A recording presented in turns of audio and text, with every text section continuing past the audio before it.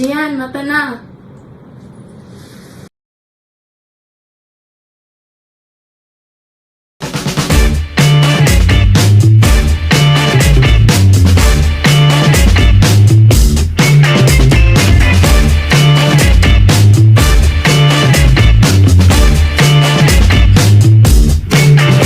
If I say it once, I'ma say it twice.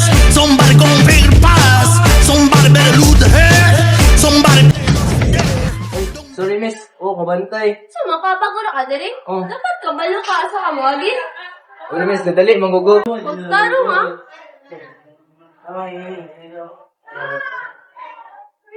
My class, please sit down. Are you guys all aware that you have a new classmate today? Yes, sir. Okay, so Mr. Toro, please introduce yourself in front of the class.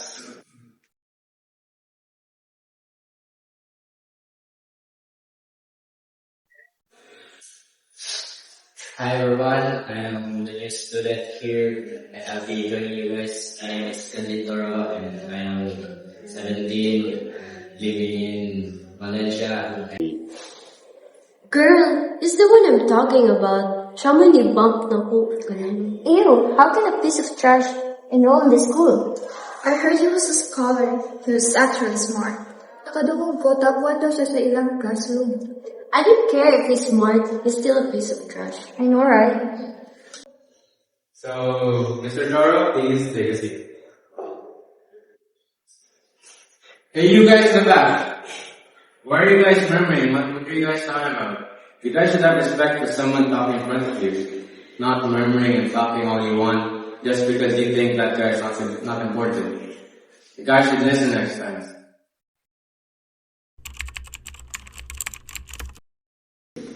So here are your test papers from the recent exam we had last week. Mr. Reynaldo, very good score. Yes, thank you. Godly Toro, perfect. Amazing. So, Miss Angel Lavador, you have a fair score. And Ma'am Castro,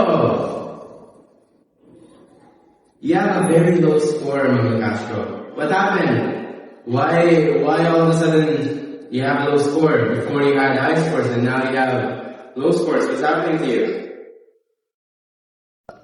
So, why not try to work on this instead of gossiping other people?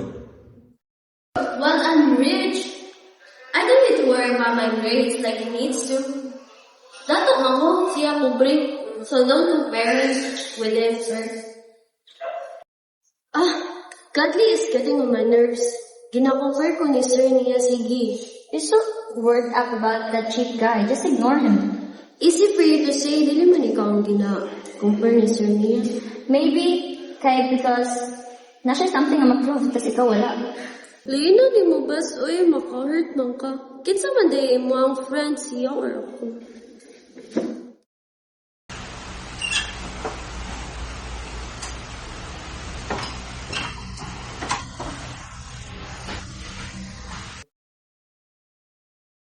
Yaya! What's for lunch, Yaya?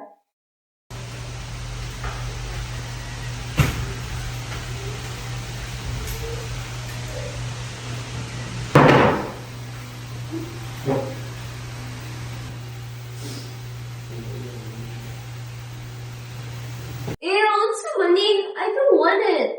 Asa may mamatasan? O di ka nas pagkaon ay nagaon. Ana, if dili ka ganan sa pagkaon, albayo Jollibee na lang, okay? Muna maana ng mga bata, sino mo i-spoil? Awa, pilihan na kay Ron. Asa mo kung natagwan na kitang Jollibee yan eh? Ano? Nabangkap mo? Huwag yun may ayong doha.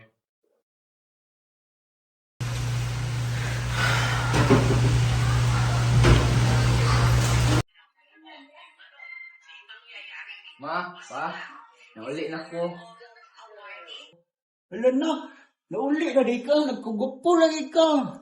Kamusta man kasi mong trabaho?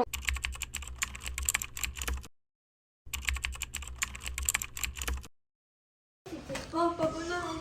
Kamang sa paguna. Hoy! Usagod na! Ayaw, sige ko na una anang ko. Teka,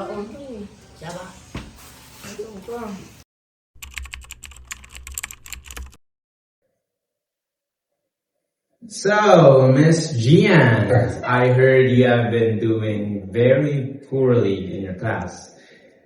If you're gonna continue this behavior, Miss Gian, you are not gonna graduate this school year. Yeah.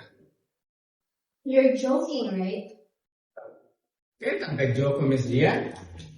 Tumang-tahan, be.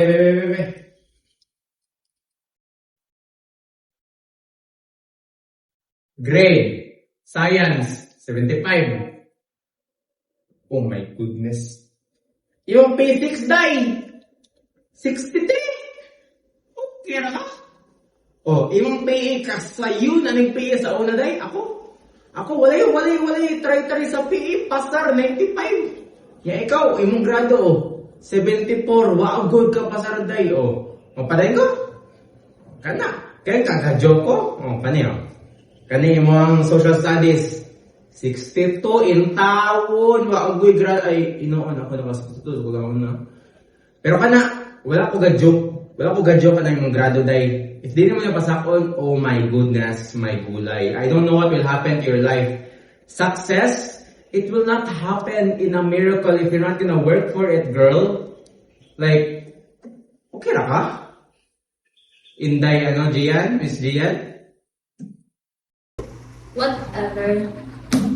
I'll prove you wrong. Gian, alin sa dere? Ayaw sa mo. Unsay ayaw? Alin dere? Nitawag yung teacher? Unsay pasabot sa maestro na hindi ka graduate? Unsa naman eh? She can't even graduate.